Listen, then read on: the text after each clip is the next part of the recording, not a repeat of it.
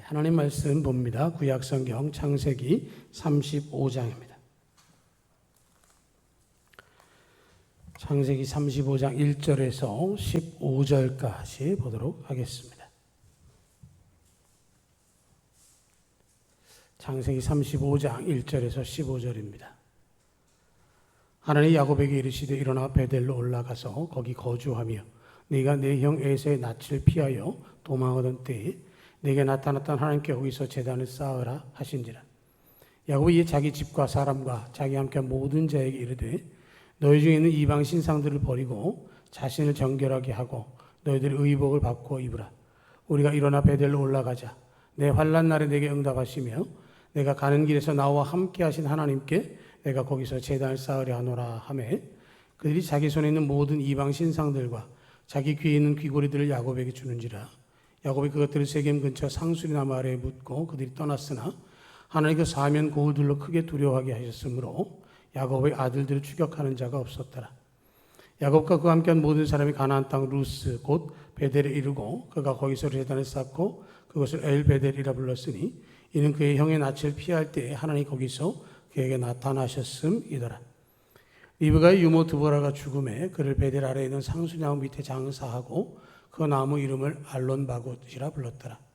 야곱이 바단 아람에서부터 돌아오매 하나님이 다시 야곱에게 나타나사 그에게 복을 주시고 하나님 그에게 이르시되 내 이름이 야곱이지만은 내 이름은 다시는 야곱이라 부르지 않겠고 이스라엘이 내 이름이 되리라 하시고 그가 그 이름을 이스라엘이라 부르시고 하나님 그에게 이르시되 나는 전능한 하나님이라 생육하며 번성하라 한 백성과 백성들이 총회가 내게서 나오고 왕들이 내 허리에서 나오리라. 내가 아브라함과 이삭에게 준 땅을 내게 주고 내가 내 후손에게도 그 땅을 주리라 하시고 하나님 그와 말씀하시던 곳에서 그를 떠나 올라가시는지라. 야곱이 하나님 자기가 말씀하시던 곳에 기둥 곧 돌기둥을 세우고 그 위에 전제물을 붓고 또 그의 기름을 붓고 하나님 자기가 말씀하시던 곳의 이름을 베델이라 불렀더라. 아멘. 우리나라 사람들은 족보를 굉장히 따지기를 좋아하고요. 그래서 성씨에 따라서 어느 집안과 어느 집안은 결혼이 가능하고 어느 집안은 불가하다. 우리는 왕족이다. 그런 얘기를 하면서 아주 자랑하는 그런 일들을 겪을 때가 많은데요. 대한민국 사람들은 역사적으로 우리가 배운 학교의 학문에 따르면 다 한 집안 사람들이죠. 그렇죠? 여러분의 조상이 누굽니까? 학교에서 배운 대로 하면 다 단군의 자손 아닙니까? 그죠? 근데 단군 씨는 하나도 없어요. 단군 씨는 없고요. 다 각자의 성씨가 있는데 어쨌든 그런 어떤 성씨나 족보에 따라서 사람들이 굉장히 정체성을 발휘하기도 하고요.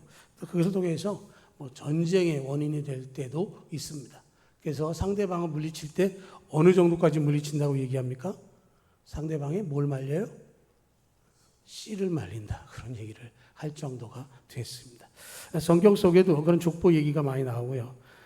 저희에게 구약을 가르쳤던 최중진 교수님이 그 신학을 이제 정립하시면서 씨신학이라고 그렇게 정립을 했습니다. 다른 말로 하면 족보신학이죠. 족보. 그래서 아담에서부터 시작해서 족장들과 다윗에서 그리스도까지 이어진 모든 과정 속에서 하나님께서 구속사적 신비를 그 족보 동양적인 사상을 보면 족보를 통해서 이어져 왔다라고 말할 수 있고요. 특별히 창세기는 우리가 잘 알고 있는 것처럼 아담에서 노아 그리고 아브라함, 이삭, 야곱, 요셉이라고 하는 대표적인 족장의 시대를 이야기하고 있습니다. 그래서 아담의 시대가 끝나서 노아의 이야기를 하면서 시대가 전환이 되어지고 또 노아의 일생이 정리되면서 아브라함의 얘기 그리고 이삭, 야곱, 요셉으로 이어져가는 4대에 걸친 족장의 이야기를 그치면 창세기가 마무리가 되고요. 그리고 창세기를 끝나면 출애굽기로 넘어가게 되어지는데 출애굽기 시작이 어떻게 되냐면 야곱과 함께 애굽으로 내려간 이스라엘의 가족이 이러하더라. 그러면서 70여 명의 이름이 거기에 기록이 되어져 있습니다. 그래서 출애굽기를 다른 말로 하면 이름들이라고 되어지는 제목이 있는데 그게 뭐냐면 하나님의 사람들이 이러이러했다라고 하는 숫자를 기록하고 있는 것이고요. 그래서 그 가운데에 12지파가 형성이 되어져서 그들이 출애굽하고 그리고 가나안 땅에 들어갈 때 다시금 어떻게 합니까? 각 지파별로 숫자들을 계수합니다. 물론 그 중에는 레위 지파와 같이 별도로 계수되는 숫자가 있긴 했지만 전체를 따져보면 12지파의 숫자가 그들에게 언급이 되어지면서 그들이 가나안 땅에 들어가게 된다라고 하는 이야기를 하고 있는 것이죠. 그래서 한 사람의 인생을 시작해서 마무리가 되어지면 또 다른 사람으로 이어져 가고 또 이어져 가면서 그것이 왜 그렇게 이어져 가게 되는지를 볼 수 있는 것인데요. 우리가 오늘 35장 이 말씀은 야곱의 인생 가운데의 후반부를 이야기하는 것이죠. 그가 어떻게 살아왔고 어떤 과정을 거쳐서 지금 지나고 있는가라고 하는 것을 중간 마디를 보게 되어지는데 야곱을 통해서 하나님께서 그들의 삶을 이끌어 가셨습니다. 그래서 36장을 보면 에서의 후손들이 언급되어진 후에 다시는 이야기하지 않고요. 그리고 37장에서 요셉의 이야기가 흘러가고 49장에 가면 야곱이 이제 죽음을 맞이하면서 자손들을 축복하는 그런 말씀들이 기록이 되어져 있고요. 그래서 오늘 말씀은 하나님께서 야곱에게 뭐라고 말씀하셨냐면 베델로 올라가서 거기 거주하며 내가 내 형 에서의 낯을 피하여 도망하던 때에 내게 나타났던 하나님께 거기서 제단을 쌓으라 하는 말씀을 하셨습니다. 왜 하나님께서 베델로 올라가서 하나님 앞에 제단을 쌓으라고 하셨는가 하는 이야기는 33장과 34장 속에서 이야기가 되어집니다. 하나님께서 야곱을 밧단 아람에서부터 불러오셨습니다. 그리고 그에게 가나안 땅으로 복귀하도록 명하셔서 그가 계획하고 있는 것처럼 자신의 아내와 자녀들과 재산을 이끌고 가나안 땅으로 복귀하는 것처럼 보였지만 실제적으로는 하나님께서 그의 삶을 이끌어 주셨고 그리고 그곳에서 하나님은 야곱의 제사를 받기를 원하셨습니다. 우리가 하나님께 예배하러 나오는 그곳에 하나님께서 임재하시고 우리에게 은혜를 베풀어 주시는 것이고 그를 통해서 하나님께 제단을 쌓는 것은 하나님께 올라가서 예배하는 것이고 우리가 이 자리에 있는 것은 바로 그 예배를 위해서 모여 있는 것이죠. 하나님께서 베델로 올라가라 하고 말씀하시면서 그 베델이 어떤 곳인가를 말하시는데 내가 내 형 에서의 낯을 피하여 도망하던 때에 내게 나타났던 하나님이라고 이야기를 하고 있습니다. 우리는 베델의 이야기를 잘 알죠.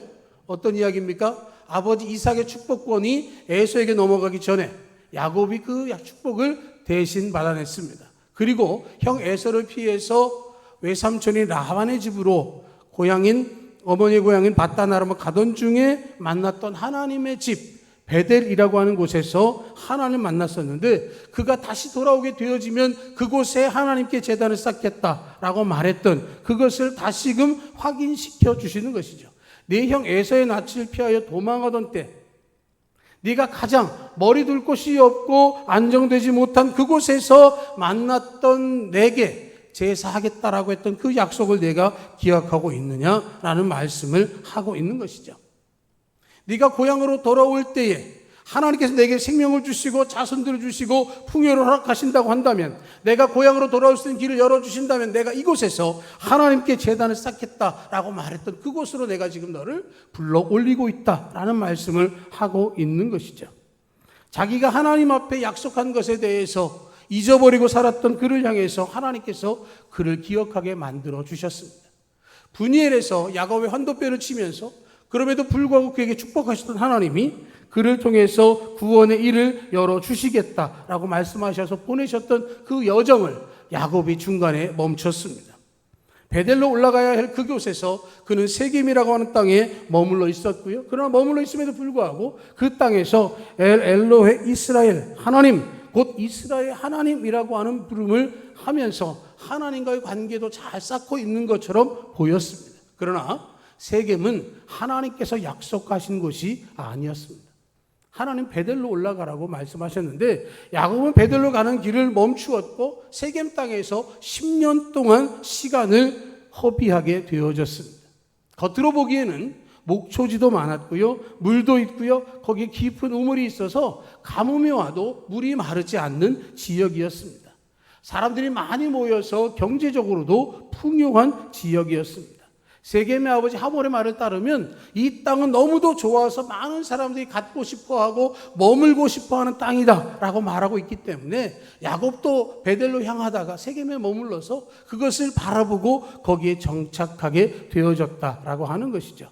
오래 머물다 보니까 문제가 생겨났습니다. 야곱의 외동딸이었던 디나가 세겜 지역을 보러 나가게 되어졌습니다. 그 땅의 딸들을 보러 나갔다라고 이야기합니다. 10년 동안 그 아이가 나가서 본 것은 세겜 사람들의 유행하는 옷과 놀이 문화였습니다. 그런데 여러분, 예전에 있었던 옷과 놀이 문화가 화려한 때는 언제냐? 제사하던 때입니다. 그런데 세겜은 하나님을 섬기는 곳이 아니라 우상을 섬기는 곳이었기 때문에 세겜 땅 사람들의 모습을 디나가 보면서 흉내내기 시작했다라고 하는 것이죠. 이스라엘 백성들의 전통적인 복장은 화려하지 않습니다. 그런데 이방 족속들의 복장은 화려합니다. 그들의 제사, 이스라엘 백성들은 하나님께 제사할 때 짐승을 잡아 제물을 드리고 그것으로 하나님께 예배하고 하나님 은혜를 구했다고 한다면, 이방 신들은 춤추며 쾌락을 추구하고 그곳에서 우상 숭배의 즐거움을 사람들 앞에 드러냈습니다. 그들의 카니발, 그들은 축제였던 것이죠. 그것에 빠져든 디나가 그곳에서 어울리게 되어지고 그 지역 사람들에게 노출되고 결국은 세겜으로부터 봉변을 당하게 되어졌습니다. 오랜 시간 동안 머물렀던 그곳에서 불행한 사고를 겪게 되었는데 그걸로 끝난 게 아니죠. 그 이야기를 듣고 세겜이 이 디나를 사랑함으로 결혼하고 싶다라고 말할 때 하몰은 무슨 요구를 하든지 내가 들어줄 테니 그 딸을 우리의 며느리로 달라 했더니 시므온과 레위가 이야기합니다. 할례 받지 않은 족속과는 결혼할 수 없다. 그래서 모든 세겜 족속들이 할례를 받고 싸울 수 없을 때에 모든 남자를 다 죽이게 되어졌습니다. 야곱이 레위와 시므온을 불러놓고 이야기합니다. 너희들이 한 일 때문에 이 땅의 토착 주민인 가나안 족속과 브리스 족속의 사람들이 우리 집안이 멸망하게 됐다. 이 위기를 왜 만들었느냐라고 책망했더니 두 아들은 말하기를, 그렇다고 우리 누이를 봉변 준 이 사람들을 그대로 두는 게 마땅합니까? 아버지의 말에 토를 달고 아버지의 말에 대들기 시작하는 것이죠. 디나의 일 때문에 야곱은 슬펐는데 거기에 더하여 레위와 시므온 때문에 더 큰 슬픔이 그에게 차지하게 되어졌고 위기를 겪게 되어졌습니다. 이 상황 속에서 야곱이 할 수 있는 일이 무엇이었겠습니까? 기록되어 있지는 않지만 추측해보면 위기를 만났기 때문에 야곱은 하나님을 찾았을 것입니다. 1절에서 말하고 있는 것처럼 내가 내 형 에서의 낯을 피하여 도망하던 때에 나를 찾지 않았느냐. 지금 네가 나를 찾는 그 장면을 생각해보라. 그 장면은 마치 그때와도 유사하지 않느냐. 너는 꼭 위기를 만나면 죽을 상황이 되어지면 그때서야 나를 찾느냐라는 말씀을 하고 있는 것이죠. 하나님은 야곱을 향해서 책망의 말씀과 더불어서, 그러나 그 책망 가운데서 그가 하나님 앞에 나왔기 때문에 살 수 있는 길을 열어주고자 하는 것이죠. 해법이 뭐냐? 베델로 올라가라는 겁니다. 세겜에 머물렀던 모든 것들 정리하고 떠나라는 말씀을 하고 있습니다. 그 장소를 기억해봐라. 네가 에서를 피해 떠날 때 그곳 아니었느냐? 정말로 어렵고 곤고하고 의지할 것 아무것도 없을 때 네가 나를 발견하고 나에게 나오지 않았느냐 하는 말씀을 하고 있는 것이죠. 네가 왜 세겜에서 이 상황을 맞았는지를 생각한다면 네가 나에게 한 약속을 잊어버리고 이곳에 머물렀기 때문에 그렇다라고 하는 것이죠. 야곱의 그 신앙에 대해서 하나님께서 책망하셨습니다. 평안할 때 하나님 찾는 게 아니라 위기 때 하나님을 찾는 기회적인 신앙 습관을 질타하셨습니다. 야곱이 그 얘기를 듣고 가족들에게 이야기합니다. 2절 3절을 보시면 야곱이 이에 자기 집과 사람과 자기와 함께 모든 자에게 이르되 너희 중에 있는 이방 신상들을 버리고 자신을 정결하게 하고 너희들의 의복을 바꾸어 입으라. 우리가 일어나 베델로 올라가자. 내 환난 날에 내게 응답하시며 내가 가는 길에서 나와 함께 하신 하나님께 내가 거기서 제단을 쌓으려 하노라 하는 말씀을 하고 있습니다. 가족에게 그리고 자기 집에 있는 모든 사람들에게 말하기를 너희 중에 있는 이방 신상들을 버리고 자신을 정결하게 하고 너희들의 의복을 바꾸어 입으라. 지금 세겜 땅 사람들이 부러워서 너희들이 베꼈던 패션을 바꾸고 너희들이 가졌던 우상들을 다 버리고 너희들이 가지고 있었던 모든 죄된 모습들을 회개하고 돌이켜 거룩한 하나님의 백성의 모습을 회복하라 하는 말씀을 하고 있는 것이죠. 야곱이 하나님 말씀을 들으며 무엇이 잘못되었었는지를 깨닫게 되어졌습니다. 왜 그들이 베델로 올라가야 되고 왜 제단을 쌓아야 하고 왜 그들이 이러한 어려움을 겪었는지를 발견하게 되어졌는데 그것은 바로 우상 숭배였다라고 하는 겁니다. 10여 년을 살면서 바단 아람에서 야곱이 20여 년을 살면서 도합 30여 년의 긴 시간을 지나면서 그들 속에 알게 모르게 스며들었던 우상 숭배의 모습들을 벗어버리기를 시작했다라고 하는 것이죠. 바단 아람에서 20년 동안 지내면서 습관적으로 그렇게 살았습니다. 그것이 우상 숭배인지도 모르면서 무감각하게 지냈습니다. 야곱의 가장 사랑하는 아내였던 라헬은 아버지의 상징인 드라빔을 훔쳐가지고 왔습니다. 그런데 야곱은 그것에 대해서 한마디도 하지 않았습니다. 알게 모르게 그들이 가지고 있었던 우상 숭배의 모습들이 이방 신상들이 자리를 하고 있습니다. 그렇게 되어지면 장수하고 복을 받고 사는 줄 알았습니다. 이것저것 매달고 긴 세월 동안 세겜 땅에 왔고 세겜에 머물렀더니 그들이 바단 아람에서 보던 것과 별다를 바 없이 그들이 그대로 살아가는 것을 보면서 그렇게 사는 게 인생인가 보다라고 생각했지만 그것이 아니었음을 발견하게 되어졌을 때 야곱은 모든 것을 버리고 정결하게 하고 의복을 바꿀 것을 이야기해 주었습니다. 그 말은 자신으로부터 시작해서 집안 자체가 삶의 방식을 바꾸겠다라고 말하고 있는 것이죠. 너무도 익숙해서 쉽고 거기에 따랐던 모든 안일함으로부터 벗어나기를 원하는 것이죠. 우리가 신앙생활하는 것은 세상과 다른 삶을 선택하는 것을 말합니다. 세상의 가치관이 아니라 하나님의 말씀에 의지한 가치관을 가지고 살 것을 이야기하는 것입니다. 그런데 살아보면서 우리가 느끼지만 세상과 구별되지 않습니다. 세상과 대조되고 세상 사람들에게 도전이 되어야 되는데 세상을 부러워하고 그 가치관을 가지고 신앙생활 하려고 할 때 다를 바 없는 그들에게는 위기가 찾아온다는 것을 야곱을 통해서 보게 되어지는 것이죠. 이게 바로 사탄의 전략과 전술인 것입니다. 사탄은 전략적으로 하나님과 인간을 멀리 떼어놓으려고 합니다. 전술적으로는 안락함을 누리고 풍요와 게으름을 주입시키는 것입니다. 그것이 은근히 파고 들어왔기 때문에 알게 모르게 그들에게 자리하고 있었음을 야곱이 드디어 깨닫고 돌이키게 되어져서 이제 모든 것들을 다 바꾸기로 결정을 하게 되는 것이죠. 우상을 섬기는 모든 것들을 다 버리라 하는 것 때문에 4절을 보면 그들이 자기 손에 있는 모든 이방 신상들과 자기 귀에 있는 귀고리들을 야곱에게 주는지라 야곱이 그것들을 세겜 근처 상수리 나무 아래에 묻었다라고 말하고 있습니다. 더 이상 그것을 바라보고 싶어 하지 않습니다.